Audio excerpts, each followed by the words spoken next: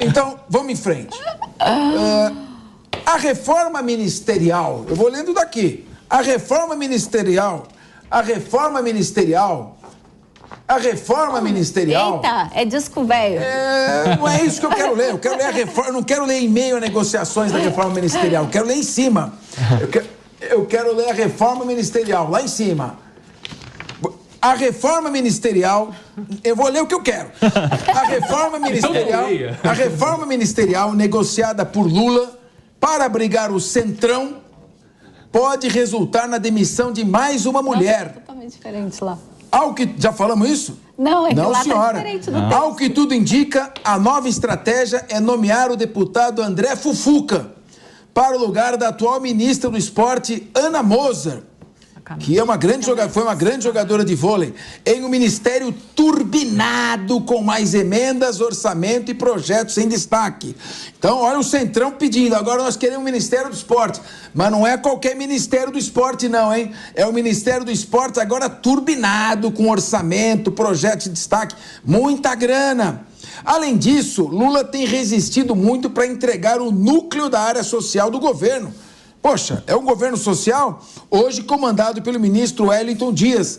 O chefe do executivo sabe que precisa abrir espaço no governo para novos partidos, como uma forma de fortalecer a base governista no Congresso Nacional. Mas tem mostrado que não quer entregar ao grupo político do presidente da Câmara, Arthur Lira, o principal pedido: o Ministério do Desenvolvimento, Assistência Social, Família e Combate à Fome. Aí seria praticamente entregar a própria carta-programa do governo para o Arthur Lira. E em meio às negociações da reforma ministerial, o Palácio do Planalto tem feito acordos com parlamentares para deixar mais dinheiro nas mãos do Centrão. Estes acertos entre a cúpula do Congresso e o governo envolvem mais de 2 bilhões entre destinação de emendas já existentes para os órgãos loteados ao Centrão e também novas cotas do orçamento de ministérios para atender projetos e obras de parlamentares. Por isso que eu queria ler tudo desde o início, porque agora eu preciso ouvir a Deise Ciocari. Eu preciso ouvir uma cientista política. Olha, negociação com o Poder Legislativo é fundamental, mas tudo tem um limite. Daqui a pouco, se você entregar o seu governo inteiro ao Centrão, então já não é mais um governo de esquerda. Também não vai ser de direita, mas nem do centro, vai ser o governo do Centrão. Nossa, Capês, esse é um assunto que eu gosto tanto que vocês podiam levantar, sair da mesa e ficar. Não, agora a gente precisa falar um pouco, né? Você só ouviu até agora? Vou aproveitar. Agora a audiência Vocês sabem muito mais. A Linda Ciocari. Fala, Linda Ciocari. Então, obrigada. Essa pauta, ela é tão esquisita em tantos motivos, assim, se a gente for desmembrar ela aqui, ela é tão absurda. Em primeiro lugar, assim, a gente sabe que o Fufuca e o partido estão atrás de um ministério, né? E desde o início do governo, pelo menos desde o meio do governo, ali a Ana Moser, que ela é uma indicação técnica, né? Imagina, a Ana Moser no Ministério do Esporte, né? Nada poderia ser melhor, né? É uma mulher que era uma pauta muito prioritária do governo Lula lá durante a campanha eleitoral. Eu lembro até que a gente estava no linha de frente aqui e veio uma pauta do Dia da Mulher que ia equiparar o salário das mulheres e dos homens, e eu lembro que eu ainda fiz um comentário bem deprimente, mas que é verdade, que ia ser só uma narrativa positiva do Dia das Mulheres. Mas rifar a Ana Moser já é uma coisa que está nos olhos do Centrão desde o meio do governo. Tira uma mulher, que era uma pauta prioritária da esquerda. Então, já coloca por terra todo o discurso, né? Vamos supor que fique só no discurso, o discurso já vai por terra. Dá mais poder para o Centrão. Peraí, vamos enumerar. Peraí, Deise, vamos ter uma cientista política. Primeiro, perda de espaço para as mulheres. Exato. Então, isso aqui já não é a primeira-ministra que é demitida. Não. Então, primeiro, perda de espaço das mulheres, que era uma das bandeiras do presidente Lula. Segundo, espaço para o Centrão. Quero te ouvir. Aí entregar o Ministério do Desenvolvimento. Se entregar o Ministério do Desenvolvimento Social, é como tu falou, Capês, entregou o governo. Aí não tem mais nada. Aí também não vem se prefeitura no ano que vem, acabou, assim, porque é o principal ministério deles.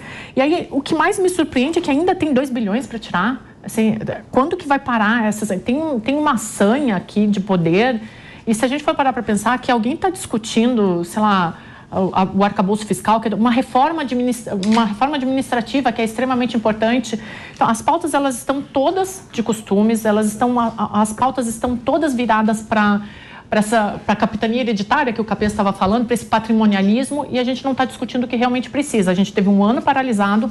De novo, gente, ano que vem é ano de eleição, não vai se votar nada, o Brasil não vai avançar em nada, e depois já se começa a pensar em 2026.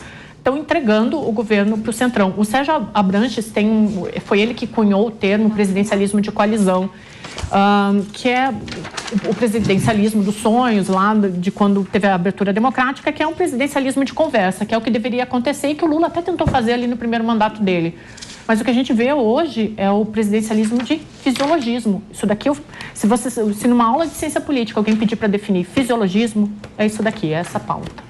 Muito bem. Nelson Kobayashi, concorda com a Deise? Concordo inteiramente. Sem juridiquês agora. Não, sem juridiquês, Capês, é só uma questão. O presidente Lula, ele se elegeu com um discurso que atendia a uma bancada de valorização da mulher. A própria Simone Tebet colocou isso na mesa de negociação para dar a ele o seu apoio no segundo turno.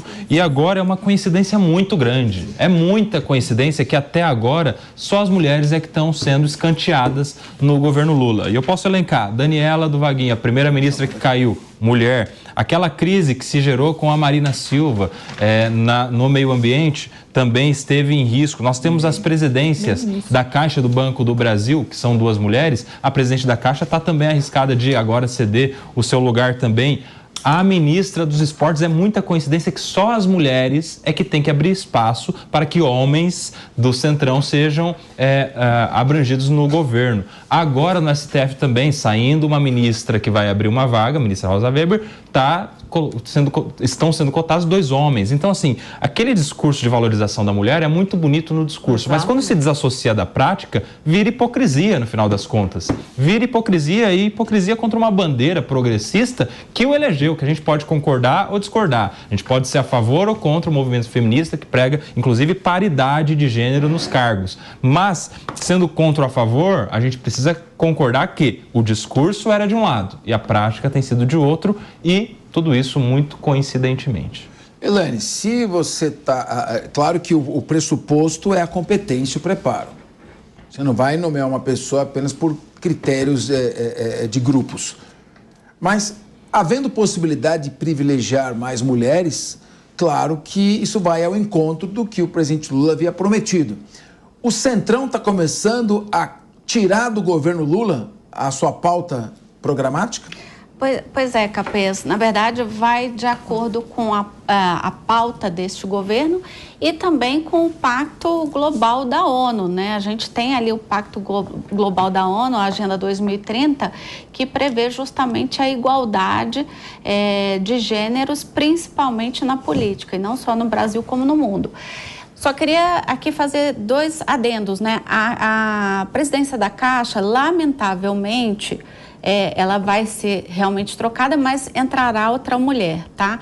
E a gente tem aí no STF a possibilidade de um homem assumir a vaga de Rosa Weber, mas em contrapartida nós tivemos no STJ a posse da, então, advogada Daniela, que foi uma escolha muito boa do governo Lula, porque nós sabemos da competência da doutora Daniela.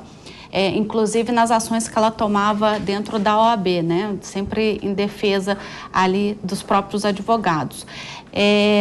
Com relação a essa questão, o que a gente está vendo é o seguinte: se o Lula não tomar as rédeas, daqui a pouco ele vai precisar passar a faixa de presidente da República para Arthur Lira, né? Mais fácil ele falar: olha, Arthur Lira, fica aí, assume aí como presidente do Brasil, pronto, porque o que vai ficar para o governo, para o executivo, né? A gente está dando tudo para o Lira, então ele entrega a faixa, ele assume lá o banco, e senta lá e pronto, é isso. Agora, Diego Tavares, o que também essa necessidade absurda, obsessiva de apoio total do Centrão, que medo é esse, que receio é esse? Por que a esse custo? Claro que toda negociação é importante, mas chega uma hora que um governo deve estabelecer os seus limites. Sem dúvida. Quando você não estabelece nenhum limite, é que você está com medo de alguma coisa. Concordo. E nós falamos aqui no começo, na primeira pauta, que os inquéritos que tramitam no STF parecem buracos negros, né? Perto do bolso dos parlamentares do Centrão, esse buraco negro dos inquéritos é pequenininho, né? É um furinho negro no máximo. Porque realmente, a todo momento, a cada pauta que vai para o Congresso, nós ouvimos falar de novas negociações e novos cargos e novos ministérios e novos bilhões. Então, essa fome do Centrão por espaço no governo acaba conduzindo realmente a situação que a Elaine colocou aqui. O Congresso está colocando o Executivo numa posição de verdadeiro refém, que não consegue fazer nada se não pagar a corrida, não consegue sair do lugar se não pagar a corrida, né? Lembra no começo do governo, Capês, que o Lira ganhou um apelido nos corredores do Congresso de presidente da Câmara Uber, que cada corrida ele cobrava do presidente. Então, cada projeto que quisesse aprovar era cobrado por projeto, não tem um apoio fixo já negociado. E eu só coloco um pouco em xeque essa questão de falar que esse é o preço da governabilidade, porque isso na verdade, para mim, é uma falácia. Nós tivemos outros presidentes também, antes do Lula, evidentemente, que conseguiram passar projetos espinhosos, projetos pesados, sem entregar tanto para o Centrão, sem gastar tanto com emendas. Que tem que pagar, que tem que negociar politicamente. Ninguém é criança de achar que vai chegar lá e vai governar sozinho.